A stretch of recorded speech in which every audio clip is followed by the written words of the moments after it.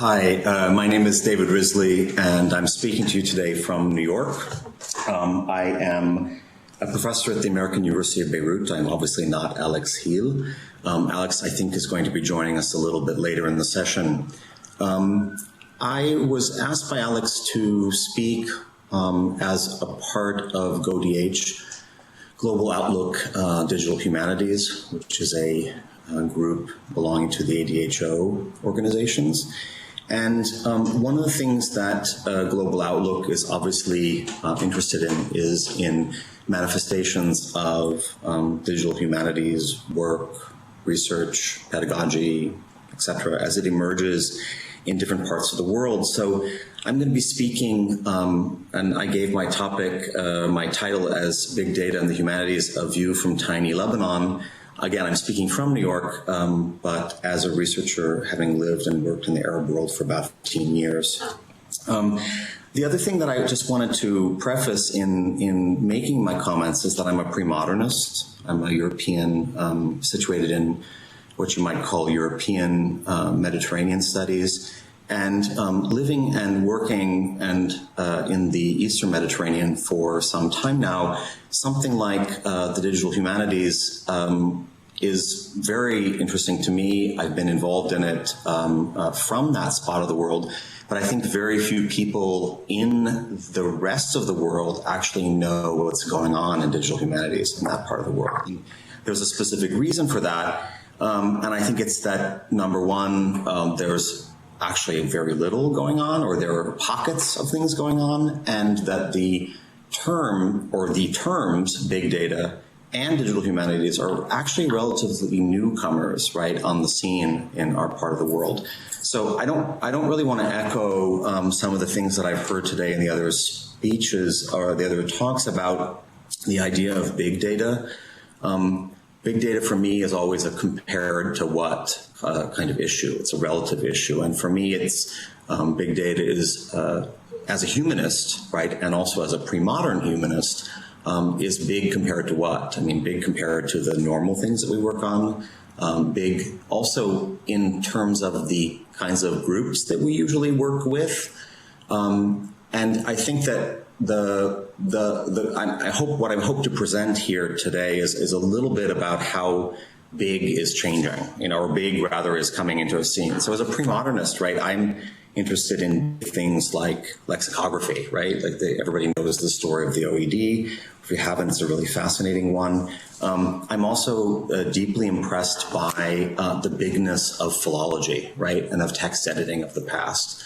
The kinds of things. And I think in both of those realms, right, of language, corpus linguistics, text editing, we have reinvented what some of those things of the past were. And I think that in certain parts of the world, we haven't reinvented those in all parts of the world. I think that the particular place where I am in the country of Lebanon certainly is one of the places where dictionaries, where language, where text editing, where publishing was always extremely important. And yet it's been very slow, right, to make that, digital turn. So when you think about, right, big data in the Arab world in 2015, actually I should say, not 2014, usually if you do a simple Google search for big data, one finds, and I think probably rightly so, right, the healthcare sector, in particular the oil industry, with the discovery of and the possibility of offshore fracking technologies. I was actually called in as a humanist interested in big data to talk to an oil industry group recently. Commerce, telecommunications, the sites for these kinds of discussions are not usually in Beirut. They're usually in Amman. They're definitely in Dubai and the Emirates and in the Gulf.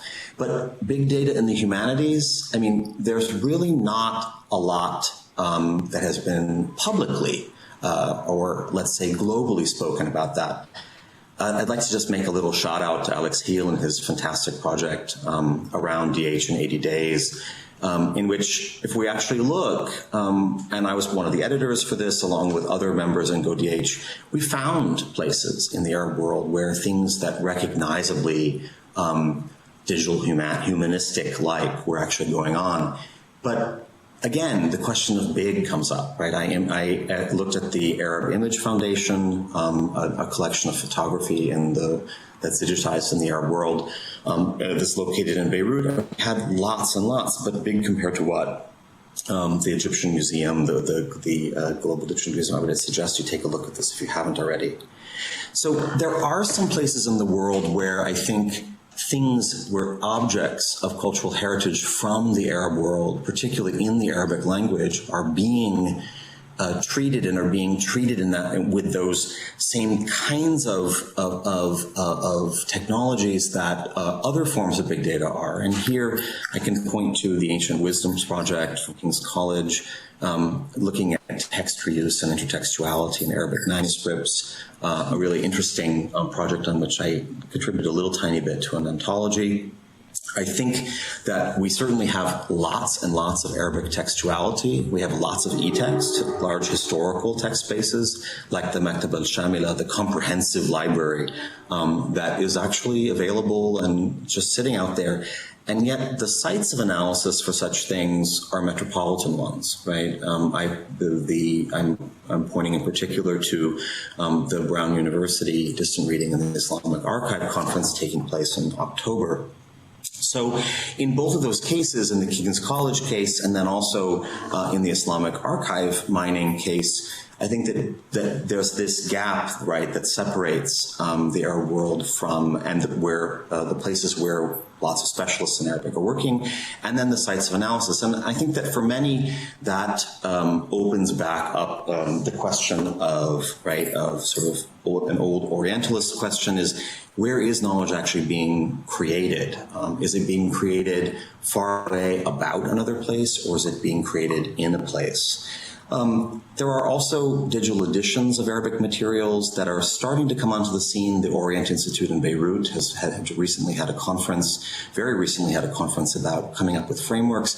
This is also in cooperation with specialists in the world of digital editions, particularly in Germany.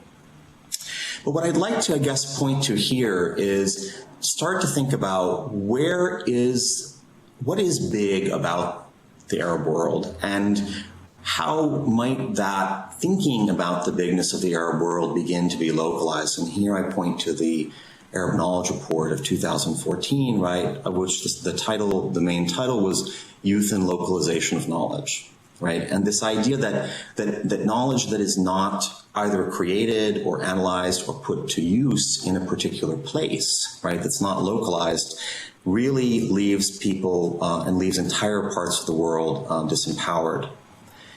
So to switch to the idea of who we might work with that could be big, right? The idea that a group could be bigger. I love these set of tweets by Jesse Sommel on a lecture by Anthony Grafton saying, right, at universities, humanists are the last people in the room that don't collaborate. It's a problem for many reasons. And I think that in many parts of the world, there are large collaborations that have, like that, the spirit of that, or that as a research mode has actually come back into fashion. I don't mean to say that that's not happening in the Arab world. In a recent monograph, I think the first monograph about the digital humanities by Hassan Murad, published in Lebanon this year, he speaks about the Lebanese university, and the Lebanese university, particularly their linguistics part, that has been for some time actually dedicated to research groups and thinking about research groups and language, particularly in relationship to computation. I also would point to the OMA project of my own university in collaboration with NYU Abu Dhabi and Columbia University that's interested in one of those places I think that we can actually say in 2015 that we have big data about the Arab world, and that is in the telecommunications sector, right, in social media. And this Arabic opinion mining project faces certain problems, though, right? Because whereas natural language processing and ways of thinking about large corpora have a very developed infrastructure in languages, in Western languages like English, we don't have that in Arabic, or rather that is being built right now. The OMA project is a really interesting new place thinking about text mining, particularly in a social media base. Some very tiny things that happen to hit very home, my own project, and then a student's project about in the spatial humanities. I think that we're beginning in some universities like my own, the American University of Beirut, to think about projects that draw upon large corpora, and large corpora in ways that people haven't typically done that. In the previous slides, the idea of thinking about whereas linguistics was really in the domain of computer science, those ideas are starting to infiltrate departments like English in a way that it did in Europe and the United States many years ago. One other thing I think that's really important in terms of pulling the big archives of Arabic and particular Arabic printed materials that we have is, for example, my university has just joined the Hathi Trust. I think that those of you who are listening probably know about this partnership, right, for putting together digital text bases. This is also an interregional partnership, right, with NYU Abu Dhabi. And lastly, I guess I'll end with what I think is my baby, right? And the thing that I'm particularly interested in is where the idea of thinking about larger corpora, dealing with other problems, taking the kinds of pedagogies and research methodologies surrounding the digital humanities really has begun to, I think, for the first time, come into, and I use the word infiltrate, not a bad thing, but it had begun to penetrate into curricula. And so we have the first Digital Humanities Institute in March of this year, with the second one planned in January late January of next year. Basically by saying that I think that we're starting to shift that balance between, or rather beginning to think about ways in the Arab world that we can begin to actually work with the cultural heritage materials and the research materials that other people in the world have, but it's a slow process and it's really just begun. Thank you. Okay, well, my name is Elika Ortega. I'm also part of GoDH. I've been working at GoDH for a couple of years now. And for those of you who might have been following the work of GoDH, one of the things that I've been very interested in exploring are the different ways in which discourses from different languages and different regions can inform the scholarship that we're doing in the broad tent and the big tent of digital humanities. And well, that has led me to start thinking about where these kinds of global regions or locations can be found in regards to big data. So when Alex Hill invited me to talk in this conference, the first thing that I thought was like, as part of GoDH, it would be interesting to see what big data can mean in different places. And I'm really happy that I'm following David's presentation, because I think I can refer back to a lot of what he said, and that would be very helpful.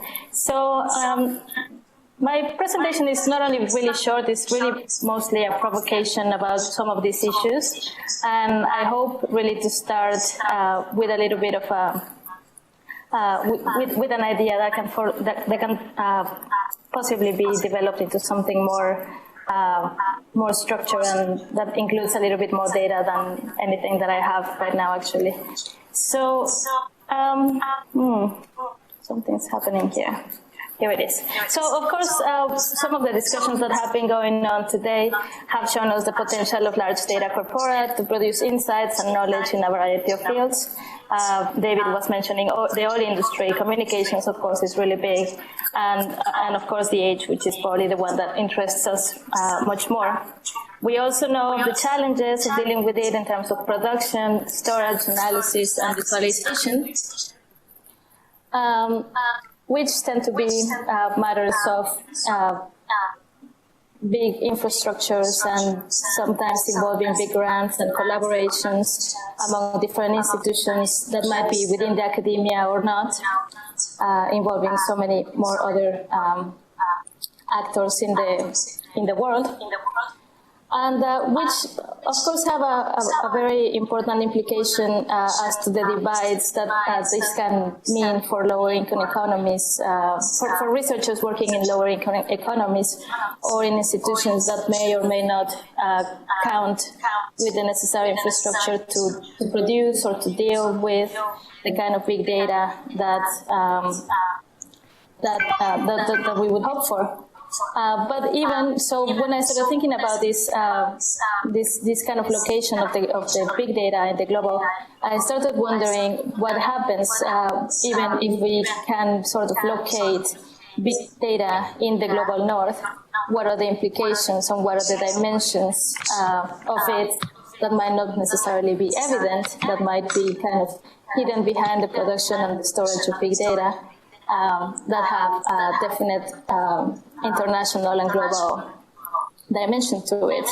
And when, of course, the most salient ones is, of course, big is not necessarily a synonymous of inclusive or global or representative data. And in that sense, big data does not necessarily remedy the issues of representativity and inclusivity in that in its dimensions, in the big part. And it continues, even though it seeks to offer a more comprehensive and more, I guess, less biased kind of collection of data, it still is affected by biases in collection, in modeling, in rhetorics of the way that it's analyzed and visualized, and that definitely affects also what we come to think of as big data, as this really powerhouse of innovation and capital and knowledge, which might all be true, but I think there's something hidden behind all of that. And I became really interested in the work of Professor Anita Chan. I think she's at the University of Illinois. And she has this great book called Networking Peripherals, in which she analyzes what she calls the myth of digital universalism. That is, why do we keep thinking that the idea of the digital is the same one and it applies equally to all places around the world? And with these ideas in mind, I started thinking, where is big data taking place?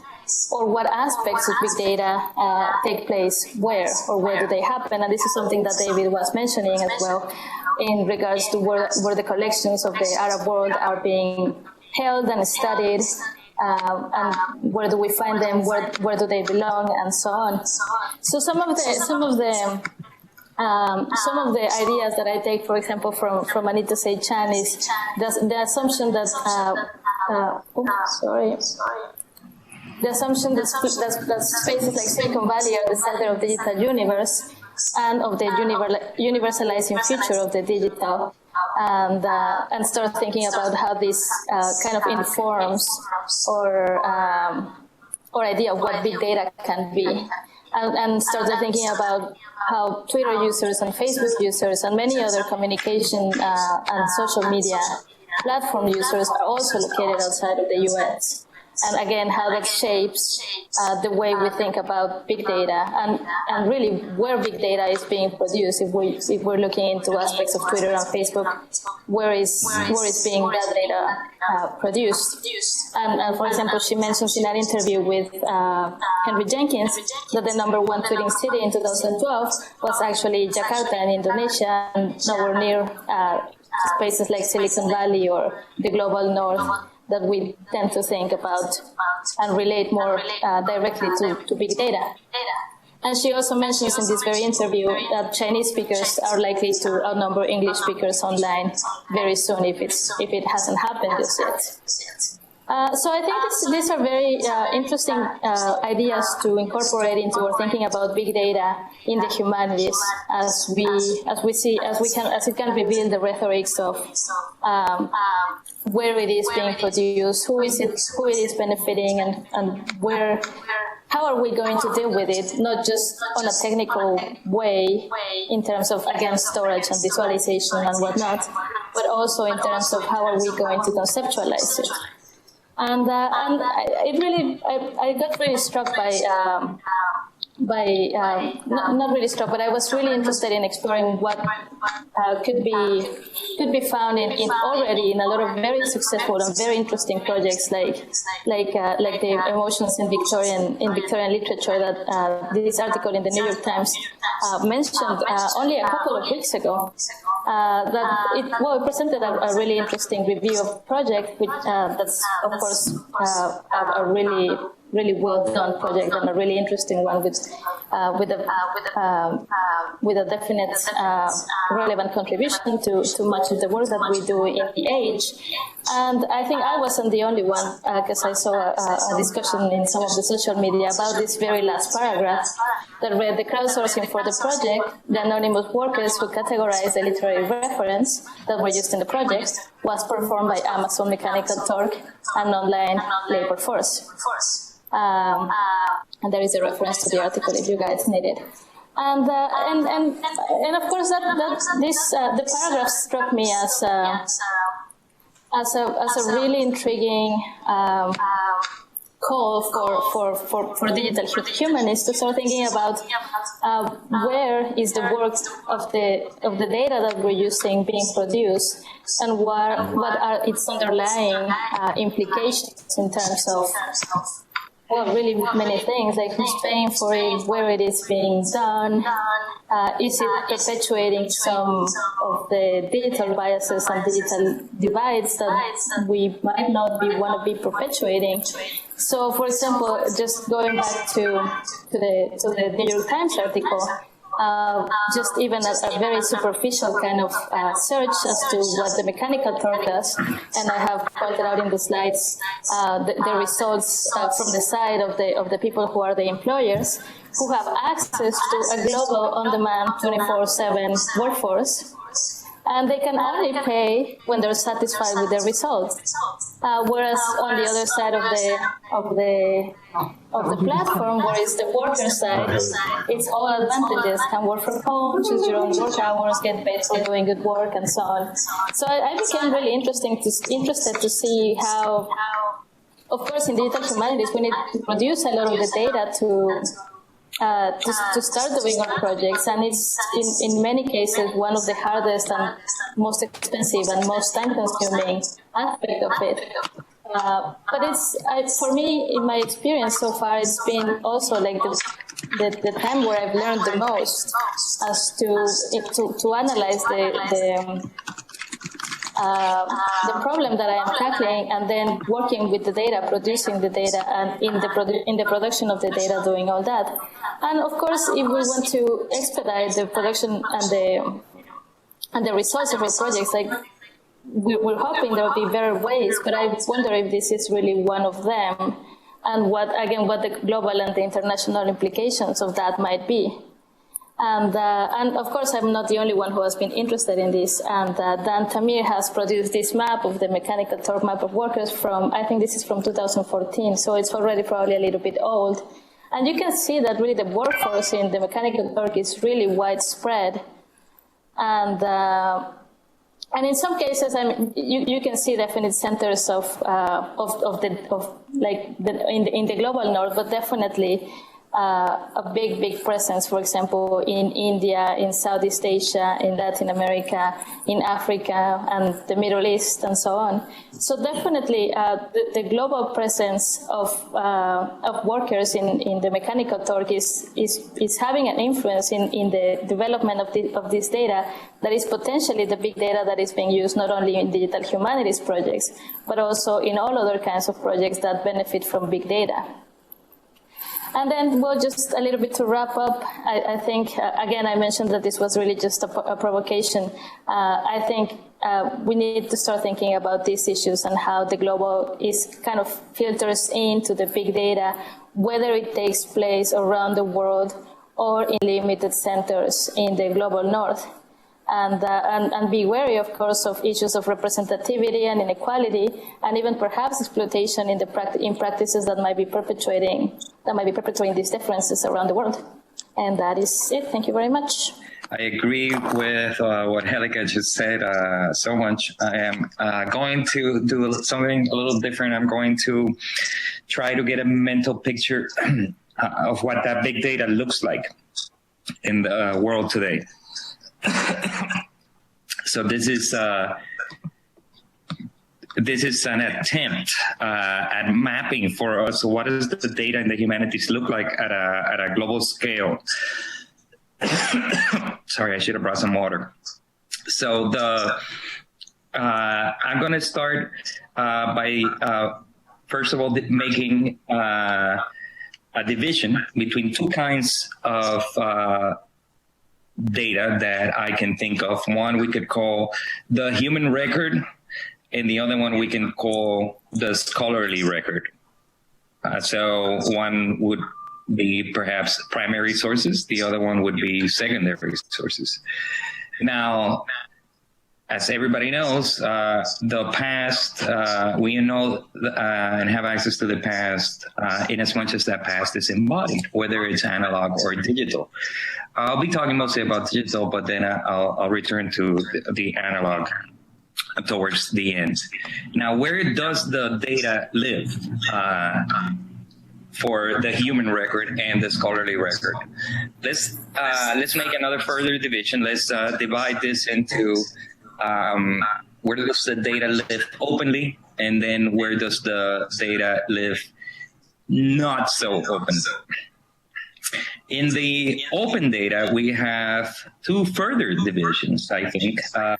One is places in which the data lives in one place, and then what we could call a distributed Babylon of data. Now, places where the open data lives in one place are like Hathi Trust, for example, the Digital Public Library of America in the United States, or similar efforts being done around the world, in Latin America, in Europe and Asia, etc.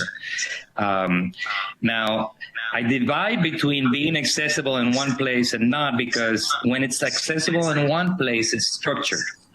And then approaches to analysis are possible in ways that they become very difficult when the data is spread around the world. Now, getting data into these places in which it is open and structured is very difficult. And this is where we see, or where I see, most of the problems in representation and diversity. Now, in the non-structured data that we could call the Babylon of the data out there, we perhaps can argue that there already exists an enormous diversity.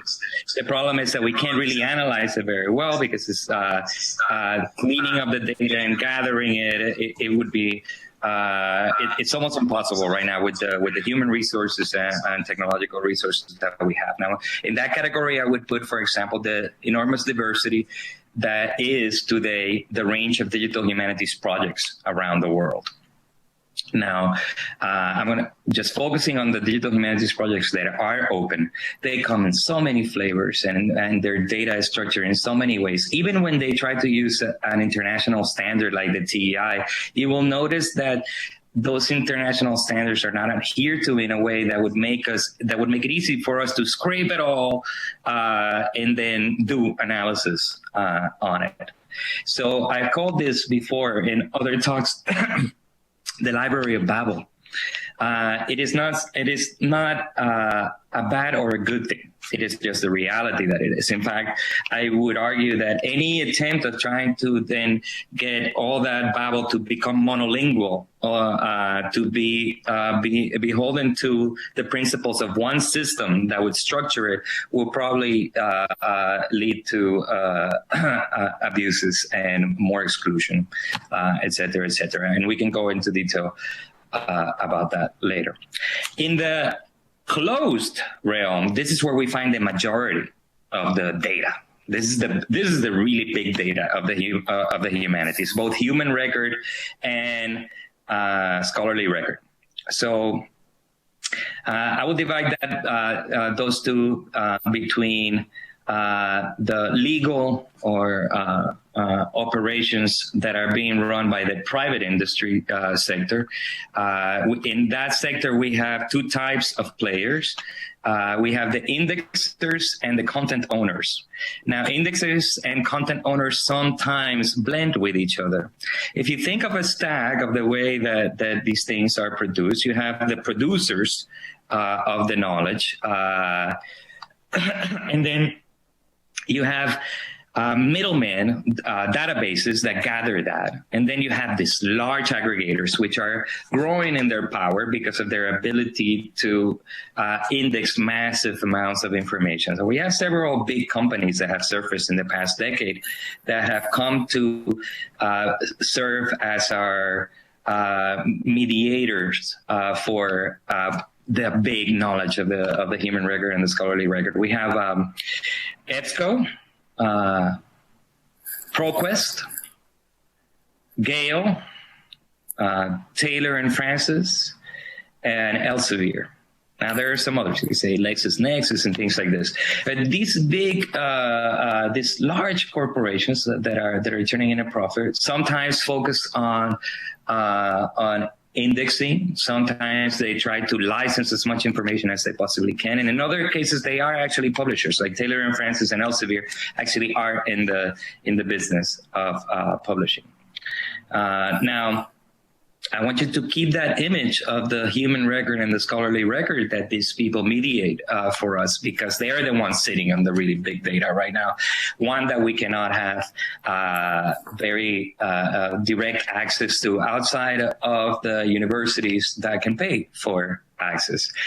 These are companies. I've heard the figures. I'm don't quote me because I'm not sure the figures are actually true or not, but I've heard that they spend 40% on DRMs, on digital rights management. Now, I wish I had. I tried to find a solid source for that.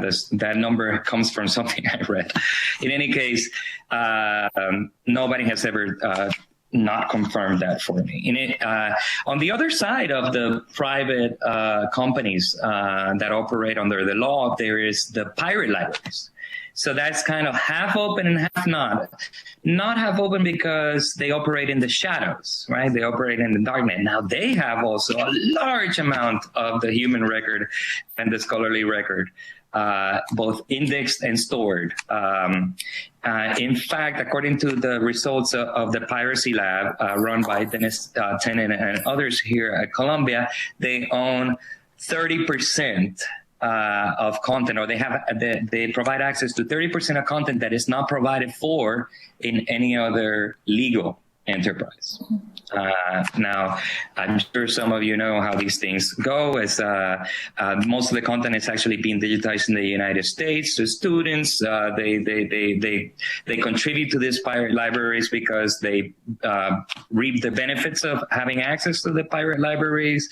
And so it's a sort of virtuous cycle.